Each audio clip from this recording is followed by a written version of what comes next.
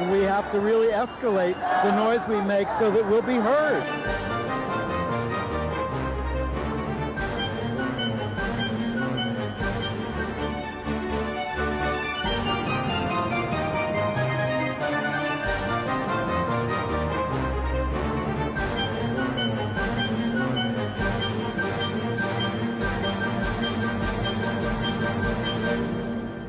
Welcome to Gay USA. I'm Andy Hum. I'm Ann Northrup. And in the news this week, we start off with the demise of one of our most formidable opponents, Phyllis Schlafly, a big opponent of LGBT and women's rights. We will discuss her legacy. And her gay son. An Orlando, Florida man threatening violence to LGBT people has been arrested. Scary. Now, a Texas judge thinks, well, maybe I gotta let gay people get married, but it's okay to deny them benefits if they're in a couple. You gotta make these distinctions. In New York City, Justice Doris Ling Cohen, who is a hero to the LGBT community here, has been denied renomination by real estate lawyers who don't like her opinions. That may change by the time you see this show, but there's stuff in the works. Yeah. A lesbian sports star is supporting the San Francisco quarterback who is protesting by kneeling through the national anthem. And a lesbian is a contestant in this weekend's Miss America pageant. Maybe a reason to watch. One reason to watch. Another out Catholic priest is denied the right to practice his ministry. The King of Norway has spoken out passionately for a diverse society, including LGBT rights. An out gay actor has died at the age of 65. And we'll give you a sneak preview of a new movie called Moonlight, which has been a huge hit at the Telluride Film Festival and is the epic coming-of-age story of a young, gay, black man. Yeah. All right, but, and should we, if you're watching us on Free Speech, you may know this by now, but just in case you're picking this up coincidentally, Free Speech, which carries us globally, is in pledge mode for a couple of weeks. Till the 25th. Yes. Through the 25th. Through the 25th of September. So they will be running this show on Fridays at 9 p.m., Saturdays at 7 p.m., Sundays at 7 a.m. and 7 p.m., all Eastern times. Lots of chances to see us. And shall we move on to Phyllis Schlafly? If we must. Well, this was big news this week that she's gone. 92. I didn't think anything could kill her. She did stick around for a long time, long enough to have a new book out this week supporting Trump for president. Well, what I like to point out is that this was one of our most formidable enemies, and she was very successful. Probably most famous for stopping the Equal Rights Amendment to the Constitution, which was sailing through. Even she, in the beginning, thought, this isn't, what the hell? This is because the United States Constitution does not have any protection against sex discrimination. And as women in the 1970s started to become angry about this, there was a proposal to amend the United States Constitution to protect everybody from discrimination on the basis of sex. I believe the amendment had been around since the 20s, kicking around, and then it was finally ratified by Congress in the 70s. Overwhelmingly. Yes. Hardly anybody voted against it. Republicans, Democrats. Why would you? And then it started going to the states because it requires 3/4 of the states to ratify. Zoom. Until Phyllis Schlafly decided that she didn't like it and that this was too much government interference and that this was against all her conservative principles. This means that, the message that she sold was, this will mean that husbands can leave their wives and they'll be left with nothing, all this kind of stuff. It was also about fears of same-sex marriage. That was one of her little things. And same-gender restrooms, all this kind of stuff. Yes, and of course, I remember going to a march for the extension of the Equal Rights Amendment because it hadn't passed in the 7 years allotted, so there was an extension march, and an extension was granted. And Betty Friedan gets up there and says, "This is not about homosexual marriage and toilets." And I thought, oh, gosh. No, we got that without it. Well, we got a lot of things, even though we didn't get ERA, but ERA is still needed. I mean, we have Title VII, Title IX. Sex discrimination technically is illegal in the United States under other statutes, but when it comes right down to it, it's not in the Constitution. Phyllis Schlafly was famous for her hypocrisy, that her whole spiel was that women should stay home and take care of the family, traditional family, raise the kids, while she, in fact, had a law degree and was out working very hard. She didn't get that law degree till she was 50. I mean, she had a master's she went to Harvard, and she had a master's in political science, and she was a homemaker for 29 years, and she considered politics her hobby. Well, she wrote a very famous book supporting Barry Goldwater when he was running for president in 1964. A choice, not an echo. And she sold 3 million copies. That's what made her famous originally. I believe my grandmother had a copy of that book in her living room. Enough said, as she would say. But Phyllis Schlafly was very homophobic, very anti any kind of LGBT rights, and this became a real issue when her son, John, was revealed to, in fact, be gay. And although that was publicly discussed, she did not back down from her homophobic views, and neither did he. Right. He worked for her. Yes, and supported her conservative work. I talked to her at one of the Republican National Conventions when I was there, and, you know, she was always worried that they were going to let the platform slip away on abortion, on gay rights. But she said, no, we managed to hold on to those things. I mean, the party was losing at that time, this is sort of like around 2000, was losing enthusiasm for being so openly, you know, and blatantly. Now they're back to doing it, but they were trying to soft pedal these things, and she made sure they were still on the platform. Which is also why her sanctioning Donald Trump this year gave him some credibility with the right wing when people were saying, oh, he's really a Democrat, he's really a liberal hiding out. When he gets into office, he will change and be very liberal.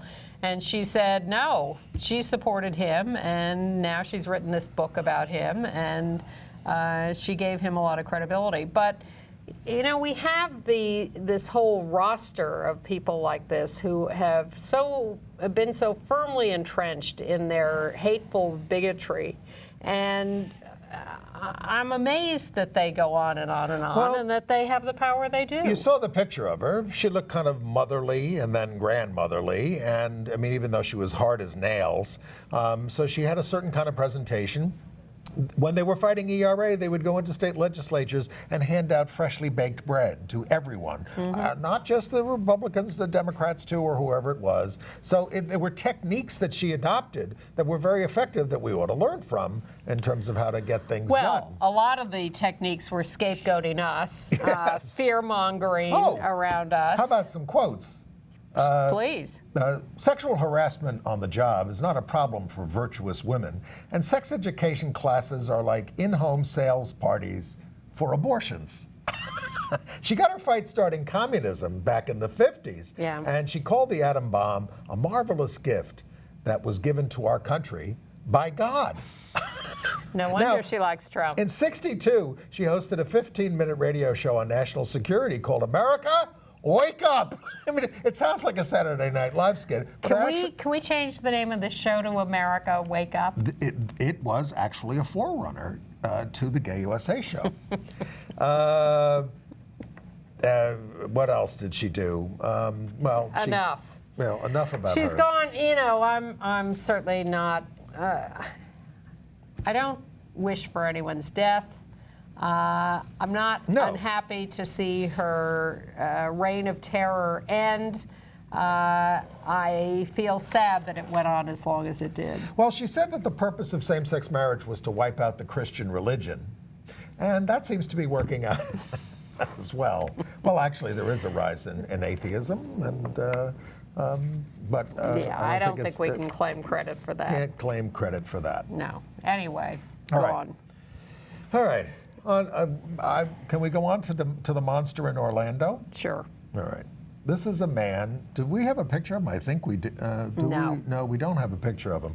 Maybe it was too scary. He's accused of threatening violence in a Facebook post against the LGBT community in Wilton Manors, which has a lot of gay people. And he was arrested by the FBI on Sunday. His name is Craig Jungworth, 50 years old. He had his first court appearance. He was really threatening. The things he said against gays, against blacks, horrendous. But he was posting them on Facebook. He sounds a little bit of a nutty, and he's a bit of a scam artist in the gay community. Well, he purported to produce a bear festival in that area, the Fort Lauderdale area, I guess.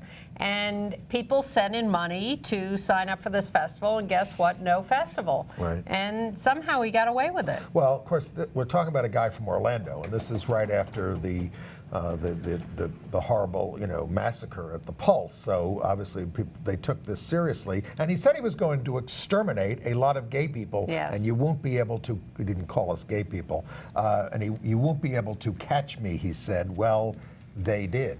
They did. But how much they'll be able to prosecute him or stop him when they don't have any evidence of him actually doing stuff is a question. Okay. Threats, how far can you stop that? And I'd keep an eye on him. Footnote to the Orlando massacre at Pulse. Orlando Regional Medical Center has now discharged all 35 of the patients they had. And so people are getting better. I'm sure many are still going through a lot of absolutely, and rehabilitation and Equality things. Florida has put out a press release to remind people that there is a September 12th deadline for applying for funds from the Pulse Victims Fund. If you think you may be eligible, you can go online to oneorlando.org to submit an application. Now, this is not just for people who were wounded.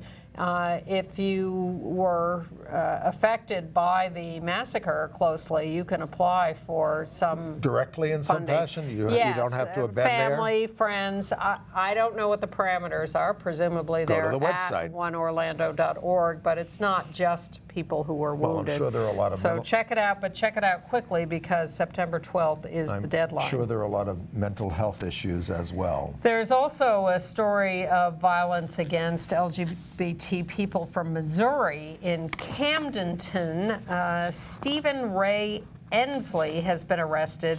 He was in ongoing arguments with a woman and her daughter who lived next door, particularly over the sexual orientation of the daughter. Right, Teresa Jackson and her daughter Danielle Smith. And he killed them and then burned down their trailer because he didn't like them. Horrendous. Terrible. The ongoing trial of the perpetrators in the assault on a guy named Taj Patterson in Brooklyn, New York, has been going on. This was a gang attack by a Hasidic patrol. They didn't like this African-American gay guy being in their neighborhood. They blinded him in one eye. The trial is ongoing, and again, it's revealing how lax the police were in their investigation because this was considered a protected community, and this one alleged perpetrator, Meyer Herskovich, refused a deal on this, and his trial has begun. He faces multiple counts of unlawful imprisonment, assault, gang assault, and menacing. And of course, Taj is suing the city for the way it conducted the investigation. And for the fact that they are hand in glove with these basically vigilante security patrols. Right. All right. Well, we're all for neighborhood watch groups that are out to protect their communities. But when you take the law into your own hands or you commit crimes like this, exactly. No vigilantism. But let's use this as a segue to what I think is a better story, but globalizes some of this. You have been seeing, I'm sure, the stories about the San Francisco quarterback, Colin Kaepernick, who has been under enormous attack and with some support for his protests at the beginning of NFL games, preseason games, and soon-to-be regular season games. He doesn't stand up for the national anthem because of the way African Americans are treated in this country. Then he took a knee. Yes, he's protesting racism. President Obama gave him some support this week. Certainly said that it is his right to protest. And he's been getting... And then, of course, it becomes the right of others who don't like it to protest him. Absolutely. But we are very proud of the fact that Megan Rapinoe, the out lesbian soccer star from the U.S. women's team and from a pro team in Seattle, has started taking a knee before the soccer games in solidarity with Colin. And what she said is, this is a nod to Kaepernick. I am disgusted by the way he's been treated and the fans and the hatred. I think it's overtly racist and is saying to him, stay in your place, black man. We need a more substantive conversation around race relations, the way people of color are treated. This is certainly a great country, but not a perfect one, and things are broken. As someone who is gay, she said, I have stood with my hand over my heart for the national anthem, but haven't had my liberties protected. So I can sympathize, and I think this is the least I can do. We have to think about that. We, as LGBT people, do not enjoy civil rights protection from coast to coast. We still don't have a basic civil rights bill. We talked about Phyllis Schlafly. Yes, she stopped the ERA, but we got things like Title IX and Title VII passed that do protect people from women from sex discrimination. I guess they protect men too. It's discrimination on the basis of sex. Absolutely. So we need these things, and the flag is not for all of us. And it's not just about laws; it's about the way we treat each other in this country, and of course around the world. But these protests by Kaepernick, by Megan Rapinoe, by others who are joining them, and Kaepernick's jersey now is the biggest seller on the NFL website. It was only the third biggest when I heard the story earlier this week. I'm thrilled to hear that. But it is important to confront these situations, and the people who are angry at Kaepernick or Rapinoe and say, this is disgraceful and demeaning the flag. If the flag and the anthem stand for anything, it's for a country that values everybody. Yes, although if you go into the national anthem history. Third verse. Yes. There's all this stuff about slavery and all these horrible things that are in there. It's also some of that is also in the Declaration of Independence, if you read it closely. Every 4th of July, a guy named Norman Siegel, who's a famous civil rights lawyer, has a reading of the Declaration of Independence and parts of the Constitution in a park where we all get together and contemplate it and think about how the year went for our founding documents. That to me is, this stuff about singing the national anthem at a sporting event, what's that about? Ridiculous. I think it's a terrible tradition. I wish they'd end it. And of course, I used to go to games.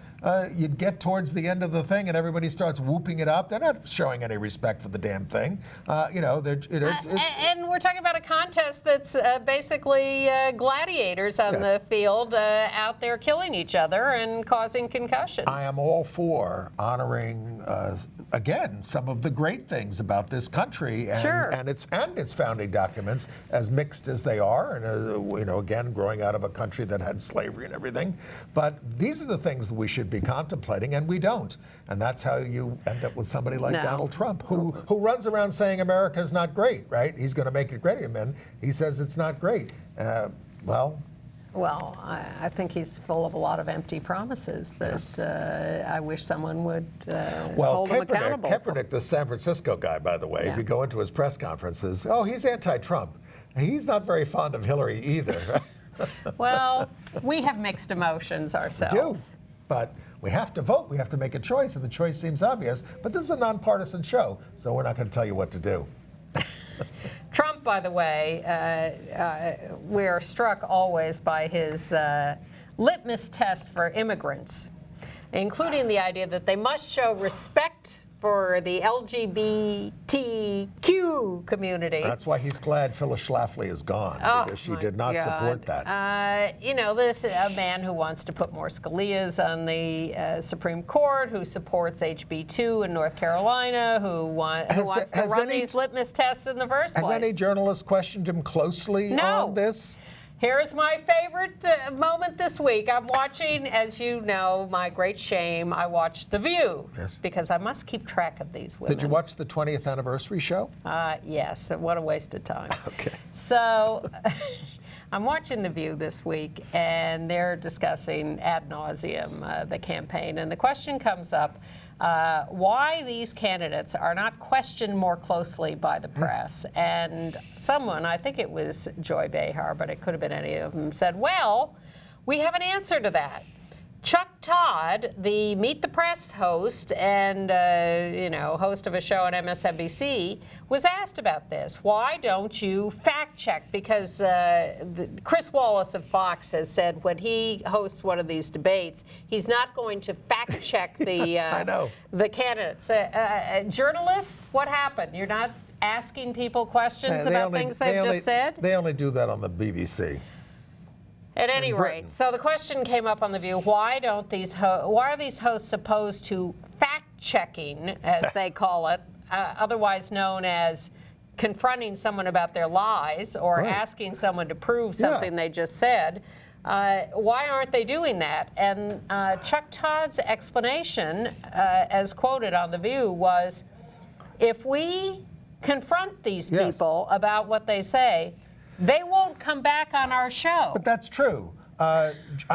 George Bush, I mentioned England, but Ireland too. George Bush, W. Bush, was interviewed when he was overseas once by an Irish woman, a journalist, and she was just asking basically pretty hard questions, and he would have none of it. He left.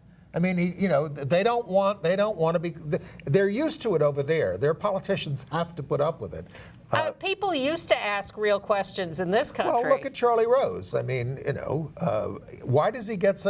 Everybody wants to go on the Charlie Rose show because you're not going to be confronted about anything, even if you're a war criminal like Henry Kissinger. And Hillary, don't take his endorsement, even if he offers it. Don't take his endorsement. Him. And she might. They said she was reaching out to George Shultz too. Don't do that. Please stay away from these war criminals. You need to build up the base. At any rate, now we know Chuck Todd has let the cat out of the bag. They don't ask tough questions because they want the politicians to keep coming on their shows. Gregory, what was his name, who preceded him? David Gregory. Yes. David Gregory was caught. I almost said Dick Gregory.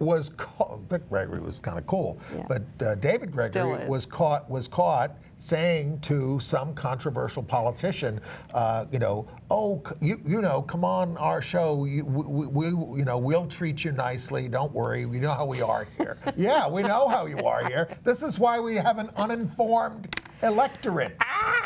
We're not asking you to be partisan, just asking you to be fair. Honest. Well, I've been talking to politicians. I mean, I don't want to. Well, maybe I'll get to that story. I've been talking to politicians all week this week. Let's go ahead with that. There is a judge in New York who we've talked about many times before. Her name is Justice Doris Ling Cohan on the state Supreme Court, which is the lowest court in New York. She's also appointed to the appellate term. We have a picture of her, Doris. We love Doris. We love Doris because she handed down a decision. 2005.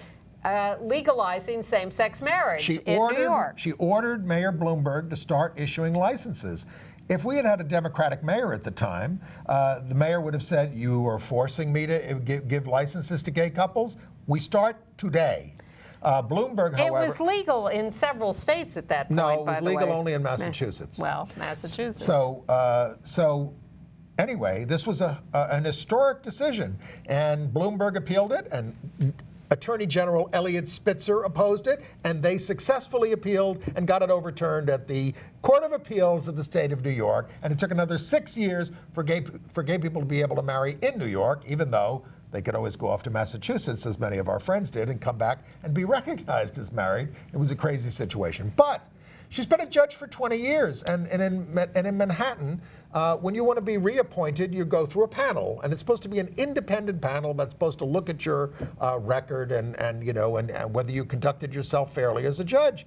And there are a lot of lawyers on this panel that work for the real estate industry who don't like her decisions, so they managed to pull off a 12-10 vote against her. It's unprecedented. It has never happened to a sitting judge. They called her lazy. Well, somebody leaked that, but of course we've pulled up her records. She's only taken 30 vacation days in 20 years, that kind of stuff. Mm-hmm. And her output is tremendous. She's rarely overturned. I mean, she's a terrific judge. Some of these lawyers who want to pick their own judges to practice in front of didn't want her. So maybe by the time you see this will be resolved, but right now she can't get on the ballot.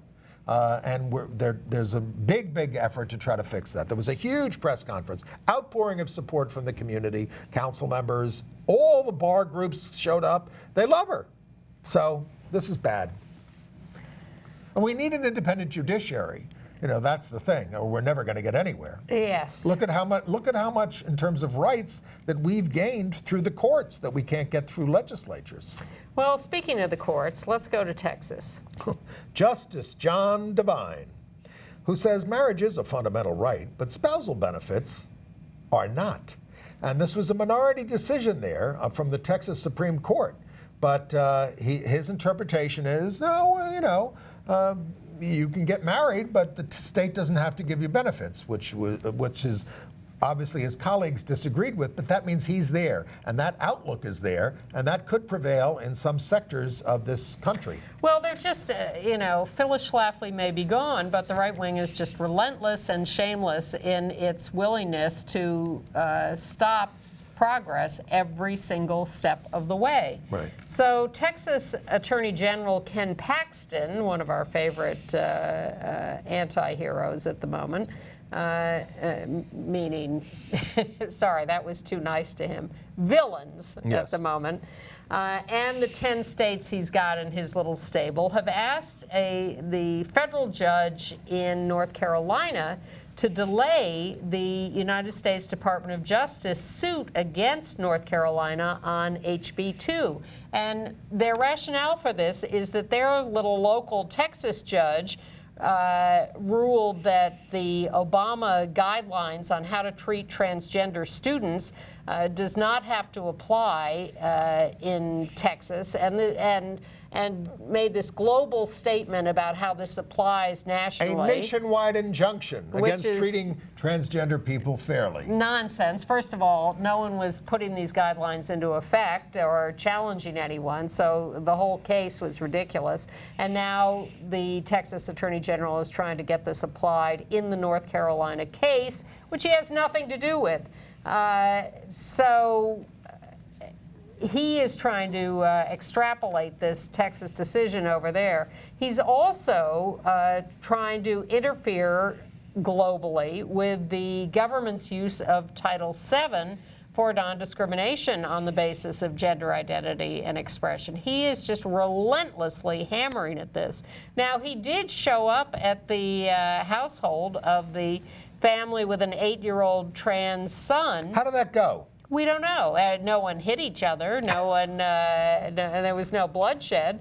But it hasn't made him. The mother had invited him. You need to meet my son. Yes. We don't know if it's had an effect on him. You need to see a family that has a trans kid. We don't know if it's like, on the road to Damascus for him. Well, he has not come out and said, "Oh, I was wrong. I've changed my mind on all this." Now, what's this about federal officials not saying whether they're going to continue to investigate complaints from transgender workers while the August 21st injunction is in place? Well, this may be the fooling around with Title VII. Yeah. We need a Supreme Court decision on this, but with the 4-4 Supreme Court, that's a mess. You tend to end up just upholding lower court decisions. Good ones stay and bad ones stay. Without being partisan, I will simply urge you to consider very carefully before you vote for president who you would like appointing a judge to the Supreme Court of the United States. And to all the federal courts. Yes. At this point, I don't think Obama's had a judge confirmed in this country for a year or something. I mean, it's insane. They just been very confirm tough. And you know, they may try to do it in the future. Now, if there was a, let me just say, progressive majority elected to the Senate, that progressive majority could set new rules in the Senate so that they could get the judges confirmed with a simple majority. Very important election for the direction of this country. And we always say it's the most important election ever. I didn't say it was the most important election ever. Was? I just said Probably it's a 1860. very important election. Yes. And for those who are throwing up their hands and saying, I don't want to vote for anybody, you know, I don't want to vote for any of them either. But I will go to the polls and I will vote because I think it is extremely important for all these issues where we go. I'm even going to go to the polls on September 13th for the New York primary and vote for judicial delegates. If only that could have helped Doris Lynn Cohen. It might still. Okay. It's going to be, because, it's a long story. By the way, your friend Justice Devine in Texas worked with the Eagle Forum of Phyllis Schlafly. I'm sure many people came out of the Eagle Forum. But a little good political news, because a couple of states last week did hold some primaries. In Florida, 4 LGBT newcomers won primaries for the state house. There is one out gay incumbent in the House who also won. And so we may quintuple the number of LGBT people at the Florida state legislature. And in Arizona, Kirsten Sinema, who is not our favorite Congress member. The openly bisexual member of Congress. Who votes for the Republicans a little too often, but who is a Democrat, won her primary for her congressional seat to return. And that John McCain won again. And a guy named Matt Hines, who is an out gay Democrat, won a congressional primary in Arizona. And there were a few people who won lower state office primaries, including Daniel Hernandez, the young out gay guy who saved Gabby Giffords. Yes, he was an aide to Giffords, and yes, he did save her life. Yeah. All right. Well, we got a little trouble, some more trouble. We got a lot of stories in Texas this week. In Texas, the Forest Country Weddings place, which is based in Lufkin in East Texas, they took out a double-page ad to publicize their stance on same-sex marriage because a lesbian couple had approached them and they rejected them. And all this is legal in Texas because we don't have non-discrimination laws. And they say, our Christian faith demands that we not participate in same-sex, transgender, or any other perversion of marriage. If you disagree with our stance on marriage, please respect our Christian belief and have your wedding elsewhere. Maybe in your front driveway. Yeah. In California, the legislature has finished a session and passed a number of pro-LGBT laws, including the proposal that universities must disclose publicly if they have asked for a Title IX exemption so that they can discriminate on the basis of sexual orientation and gender identity. So if you're applying to college in California and this college, particularly religious colleges, but any college, well, I guess they have to have a religious reason to apply for an exemption. They are supposed to disclose whether they have in fact gotten such an exemption. Now, why is California able to do such great things while my state or your state, if you're not in California, doesn't? Because they have supermajorities, I believe it's supermajorities of progressive legislators and a progressive governor, and they just run the tables. Whatever needs to be done, they do it. The only thing holding you back in California is people going to you'll have all these ballot measures that you have to deal with all the time, which the right wing sometimes brings, although there's some progressive ones being brought this year about raising taxes on extremely wealthy people, that kind of stuff. So we'll see. Well, back in the regressive column, we go to New Jersey, where the Reverend Warren Hall, who we have a picture of him. He is a Catholic priest. He came out about a year ago. He did. He was the chaplain at Seton Hall University.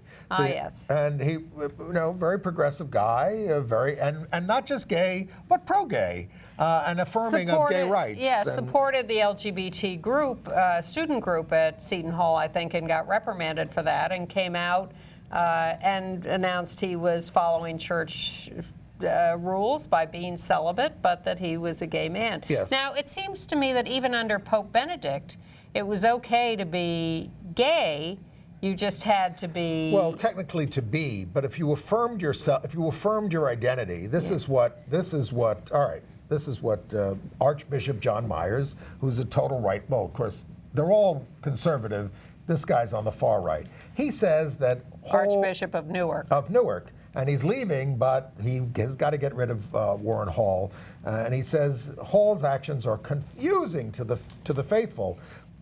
So he's been suspended. He says someone who labels himself or another in terms of sexual orientation or attraction contradicts what the Catholic Church teaches. No, that's not in the Bible. That's not in the Catechism. Yeah. But that's what the Archbishop said. So he's not allowed. So what happens is they take away your faculties. Ooh, they take away your faculties.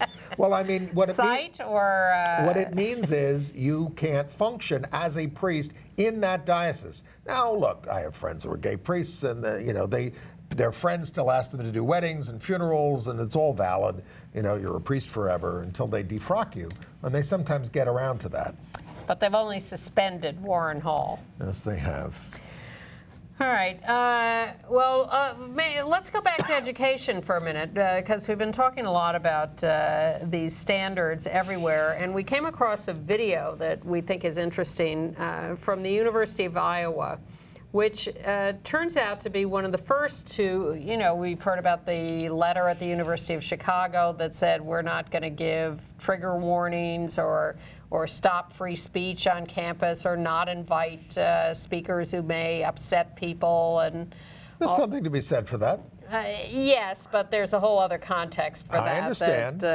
So we can't get into all of that. But the University of Iowa has decided that they are going to be, they think it's important to respect students. And so they have made a little video about asking students to self-identify their gender identity and pronoun preferences. And they made this little educational video for incoming students or the whole campus, and we thought it was interesting. It's full of Midwestern kindness. Yes. This is what respect looks like. My gender pronouns are she, her, and hers. My pronouns are he, him, and his. My pronouns are he, him, his. My pronouns are she, her, and hers. She, her, hers.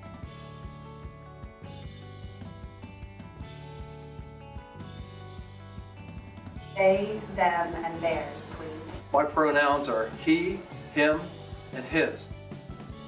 Sie, them, zir, here, zirs, hears. At the University of Iowa, we are changing the way we ask for and use students' names and pronouns of reference.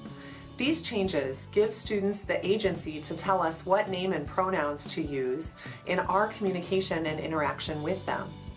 Current students will be able to update their preferred name and gender pronouns in the MyUI system, and new applicants to the university will be able to tell us their preferred name, gender, and pronouns alongside their legal name and sex assigned at birth. Just have a preferred name that doesn't match their legal name. It is really difficult for people to pronounce and remember me by my first name, Shu Hui. So that's when I started to go by my last name, Lin. Trans-identified students have to carry the burden and stress of disclosing their gender identity or risk being misnamed or misgendered. 58.7% of gender nonconforming students have had their gender identity be the cause of verbal harassment while on campus. Last year, when I was a first-year student coming into the University of Iowa, I was very nervous because I had to send emails to all of my professors before the first day of class, telling them what my name was and that it wouldn't match up with the name that they were given and what my pronouns were. Just ask. Just ask. Have students create name cards in class or meetings with their names and pronouns listed. When emailing a student, use their preferred name.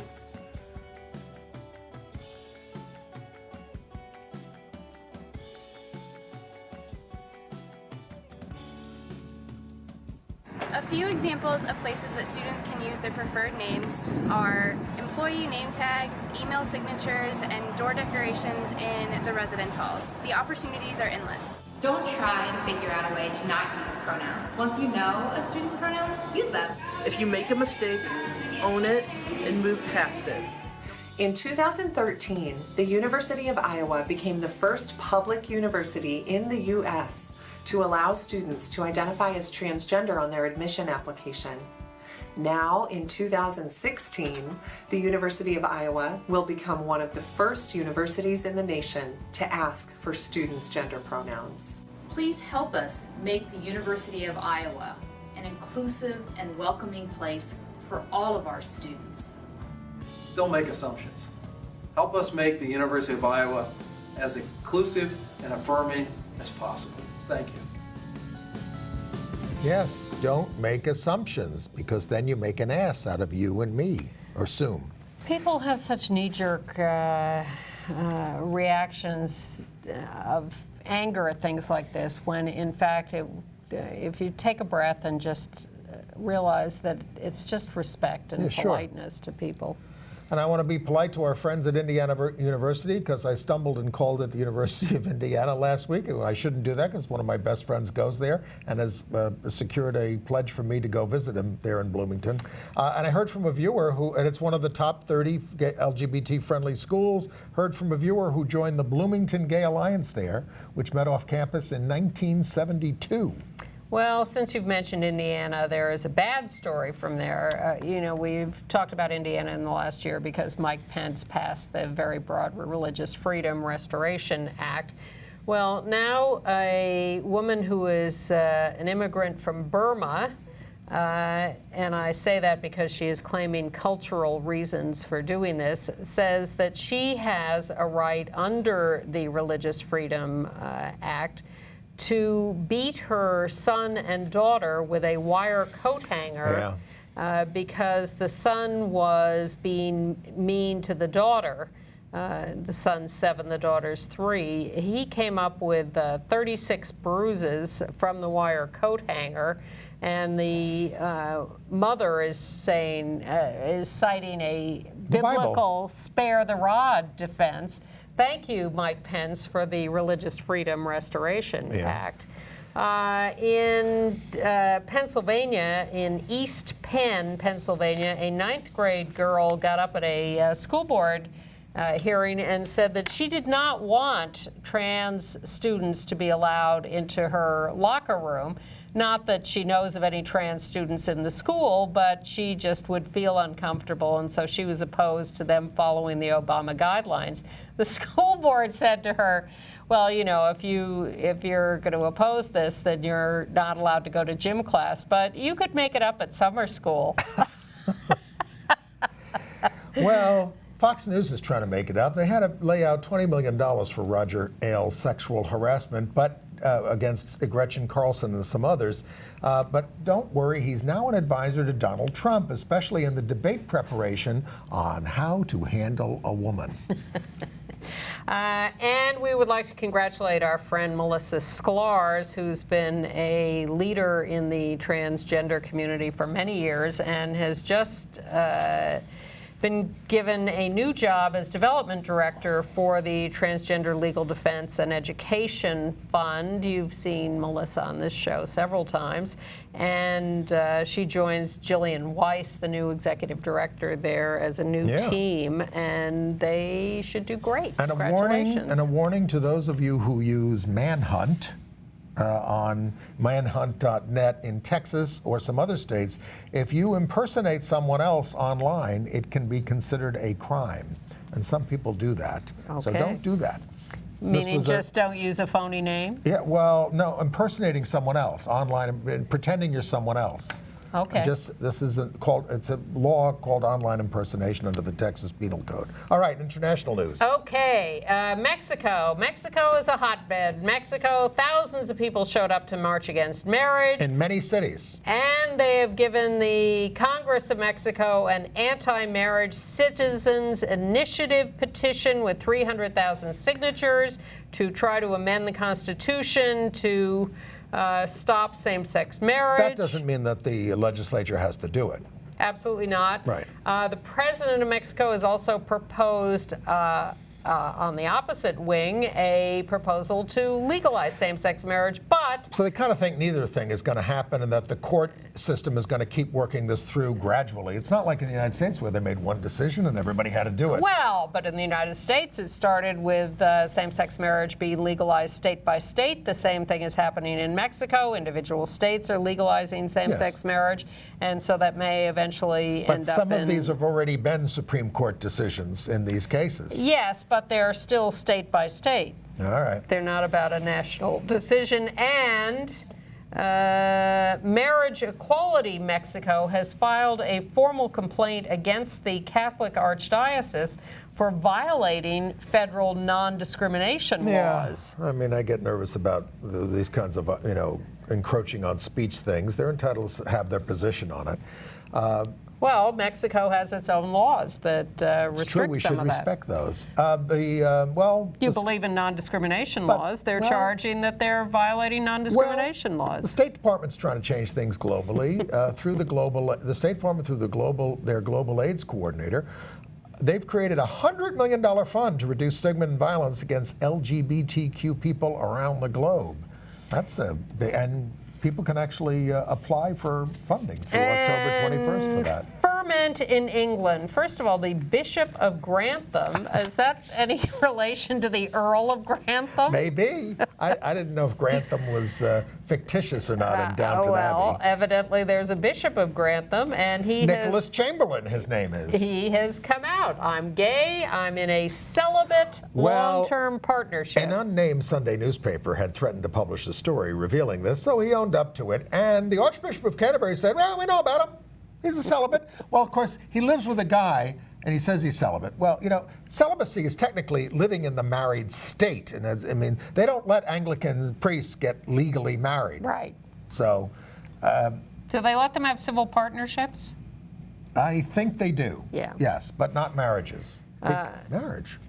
But meanwhile, a British lawmaker has had to quit his post. Keith Vaz, a prominent member of the Labour Party, former Minister for Europe. He has been revealed to have employed male prostitutes. By the Daily Mirror, which set him up, and they paid £30,000 to get this recording of him with male prostitutes talking about using poppers and cocaine and paying for certain kinds of sex. He's married to a woman and with two kids. So he resigned his post. Peter Tatchell, our friend over there, said, this was a sting. This is outrageous.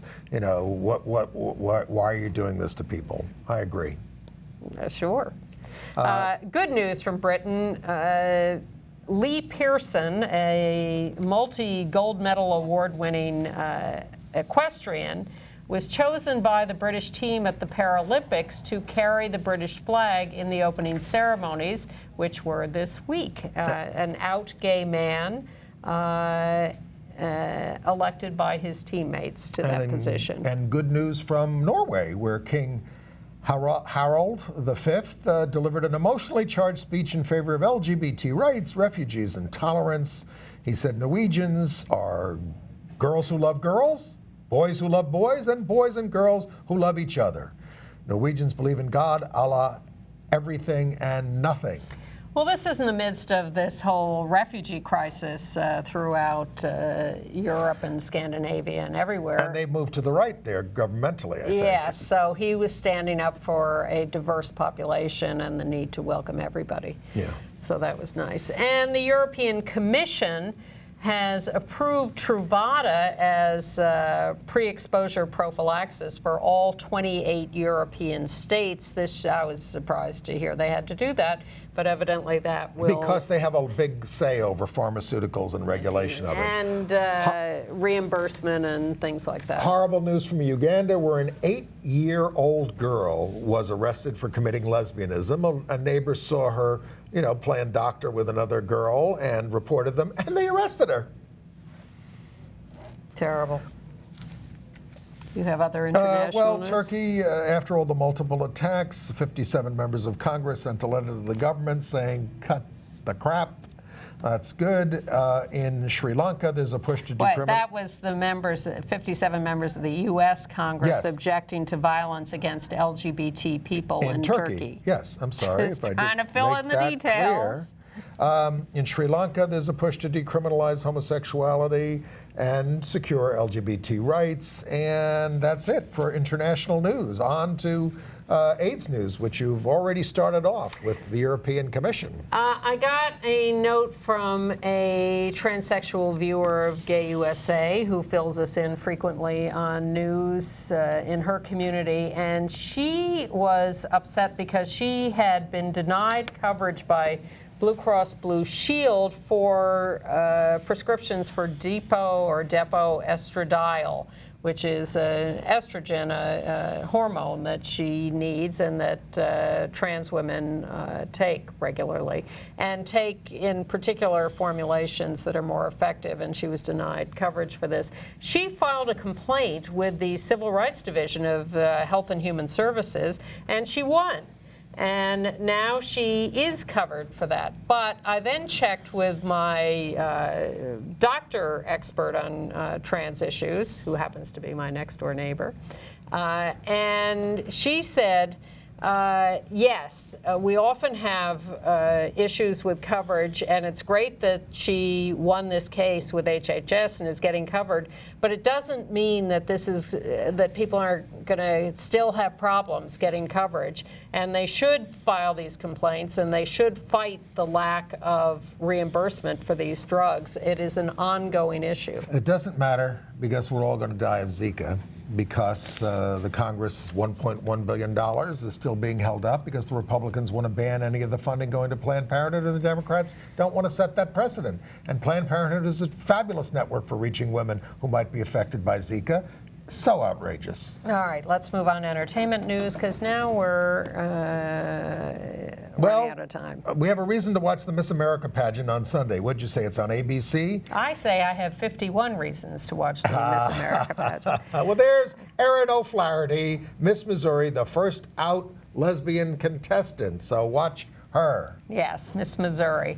Now, something you're going to want to watch in October. We want to give you a sneak preview of the film Moonlight, because it is the hot ticket this fall. It's the epic coming-of-age sexual awakening story of a young gay black man. Played by 3 actors over various times in the guy's life, but this is not an after-school special. No, it's called Moonlight. It's just been a huge hit at the Telluride Festival, and we have the trailer. So here is Moonlight.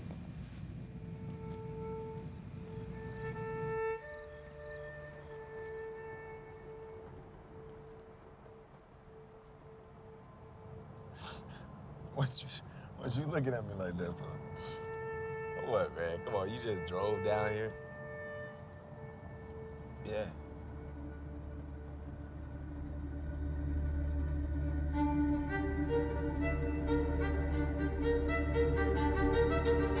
Who is you, Sharon?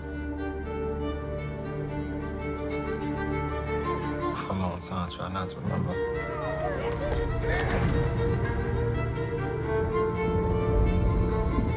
Try to forget all those times. At some point, you gotta decide for yourself who you're gonna be. Can't let nobody make that decision for you. You gonna tell him why the other boys kick his ass all the time? What's wrong? I'm good. No, I done seen good. You ain't it. Remember the last time I saw you?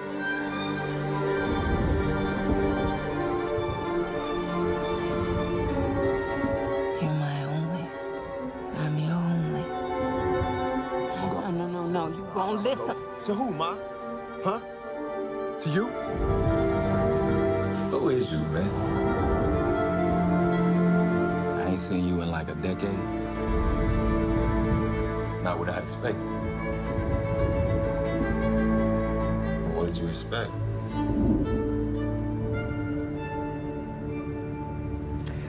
Well, I want to see it, but we got to get Chris Cooper to review it. I think we all Our want to sacrificial moviegoer. I've also just started watching Queen Sugar on OWN, the Oprah Winfrey network, directed by Ava DuVernay and produced by Oprah. And that has a young boy in it who is he's playing with Barbie dolls. And his father is not going to be happy about that. Oh. So, well, keep an eye on that. I remember doing sort of some kind of drag back in just out of college. My father got kind of upset, but he didn't confront me directly. I asked for 6 shooters when I was about 8, and I was borrowed a dress refused from my mother. It was for a Halloween party. All right. Anyway, we want to note the passing of John Polito. We have a picture of him. He was an out gay TV and film actor. You may recognize him from a lot of the Coen Brothers films. He was 65.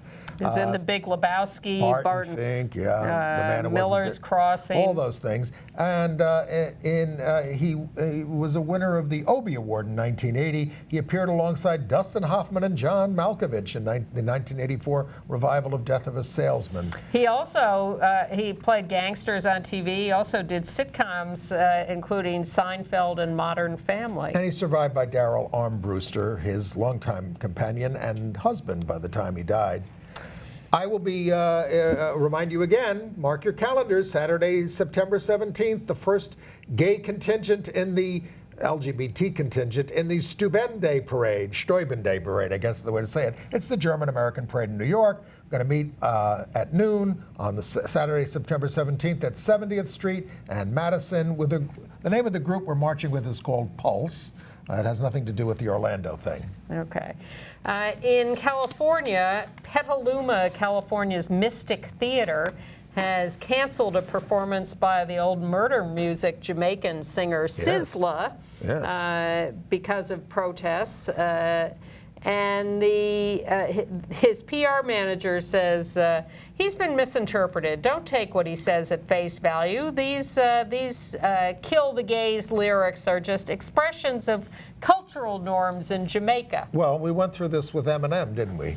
We've been through this with a lot of these singers, and we haven't heard about it for a while, but it seems to be back. It hasn't gone away. Thanks for being with us. Check out our website at gayusatv.org. You can sign up for weekly emails that will preview what's going on, give you some of the links to some of the things we talked about on the show. We're going away, but only for a week. We'll be back next week. See you then.